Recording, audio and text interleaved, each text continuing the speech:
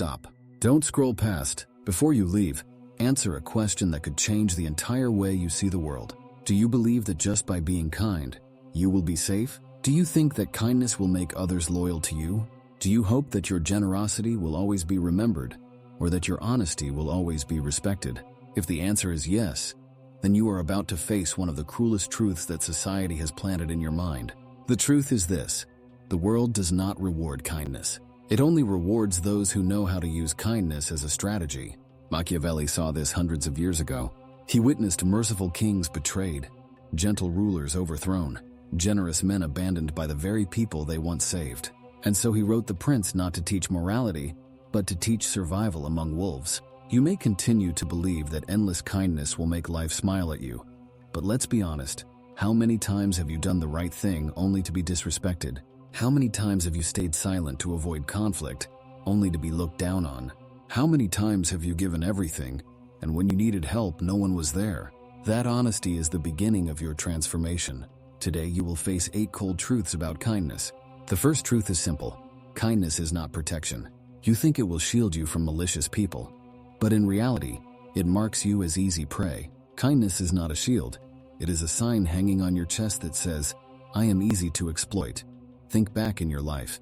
How many times has your kindness been turned into bait for others? You help a colleague and he knows you will never refuse.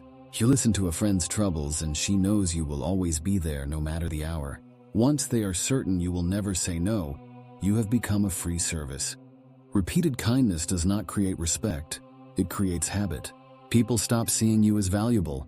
They see you as obvious. At first, people are grateful, but after a few times, gratitude vanishes and only expectation remains.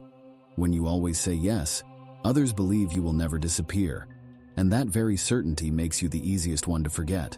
There was a manager so devoted, he always put the group's interests above his own. He protected his employees, covered their mistakes, even sacrificed his chance at promotion to keep unity. People praised him. People respected him until the company needed to choose a new leader. The result? He was left behind. They chose someone else. Not necessarily kind, but tough, decisive, unafraid to say no. Why? Because in the eyes of the world, someone who is too kind is not a leader. They are only a servant. Machiavelli once wrote, "The lion cannot escape traps. The fox cannot defend against wolves. To survive, one must be both lion and fox." How many years have you lived like a gentle sheep among wolves? In a world full of competition, a sheep has only one fate: to be the feast. The second truth: repeated generosity does not make you beloved, it makes you despised. At first, people are grateful. The second time, they appreciate it. But by the 10th time, gratitude disappears and expectation arises. As long as you keep giving, they surround you. But the moment you stop, everything you did is erased. They don't remember the 9 times you sacrificed. They only remember the 1 time you refused. Then they call you selfish. That is the trap of generosity. You think you are building affection, sowing virtue, buying loyalty. In truth, you are chaining yourself. Look at family. The child who receives the first gift jumps with joy. The second time he says thank you softly. But by the 10th time, it becomes an obvious habit. The workplace is the same. An employee who constantly stays late is praised at first, but after a few months, staying late becomes the norm. And the one day he leaves on time, he is criticized. This is human nature. What is abundant loses its value. Repeated generosity transforms you from a precious gem into cheap sand. Machiavelli warned that benefits should be conferred gradually so that they may be tasted more fully. Value exists only when it is scarce. The third truth: appearances outweigh essence. Society does not care about your heart. It only cares how you look. You may have the best intentions, but if you look weak, others will treat you as weak. Machiavelli wrote, "Everyone sees what you appear to be, but few know what you truly are." People don't have time to dig into your soul. They look at your posture, your tone, your gaze, and they classify you instantly: strong or weak, leader or follower, respected or dismissed. A talented man who appears timid is ignored. Another man, less gifted but standing tall, speaking sharply, is seen as a leader. The world doesn't care who you are. It only cares about how you appear. Sometimes cruelty on the surface is the only way to protect kindness at the core. Your kindness doesn't need to be displayed at all times. In fact, Sometimes you must hide it behind a cold mask if you want it to be respected. Virtue is not a crown to display.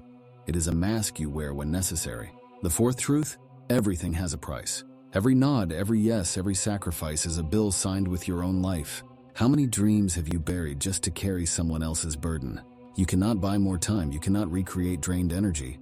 Once you give everything, you become empty. Machiavelli wrote, "He who wishes to be obeyed must know how to command. But you cannot command when you are already depleted. A tired man cannot lead. An empty man cannot inspire." Strategic selfishness is not cruelty, it is survival. Remember the oxygen mask rule. Put it on yourself first, then help others. Blind kindness is not an endless river, it is a lake. If you keep opening the valve, it will run dry. Power comes not from endless giving, but from preservation, investment, and timely release. Kindness, generosity, honesty, they are all weapons, and weapons only have value when drawn at the right time. The fifth truth: virtue is not a crown, it is a sword. People think being virtuous alone will make others respect them, but a crown on display inspires no fear. A sword, when drawn at the right moment, changes the outcome of battle. Martin Luther King Jr. was not only gentle, he used patience and compassion strategically, like weapons to expose cruelty. Mother Teresa did not try to save the entire world. She focused on the poorest of the poor, and that focus made her compassion powerful. Virtue only holds power when used strategically. Forgiveness strengthens power only when applied at the right time. Generosity builds loyalty only when aimed at the right person. Strategic virtue means you decide who deserves kindness, when and under what conditions. Your kindness is never free, it must carry weight. The sixth truth: gratitude fades. Gratitude has an expiration date. People don't live in the memory of the past. They only care about the present. Today you give, they smile. Tomorrow you stop, and suddenly you are the villain. The more they receive, the quicker they forget. A friend you supported for years may turn against you after one refusal. A child who received 10 gifts grows angry when you don't give the 11th.